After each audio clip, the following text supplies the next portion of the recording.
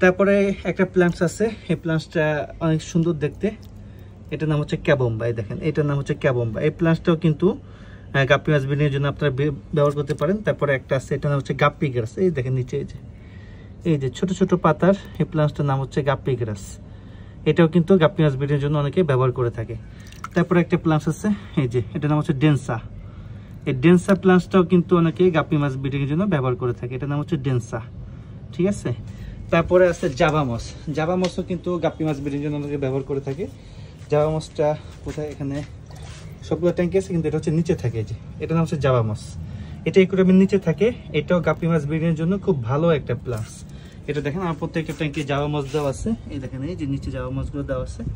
এই জাভা মাছটা থাকলে হয় কি, গাপ্পি মাছ বাচ্চা দিলে বাচ্চাগুলো প্রথমে যেহেতু নিচে যায়, এই জাভা মাছের মধ্যে মাছগুলো হাইড করতে পারে। এছাড়া অনেক প্লান্টস আছে, আমি ইনশাআল্লাহ পরবর্তী অন্য একটা ভিডিওতে আপনাকে দেখাই দিব।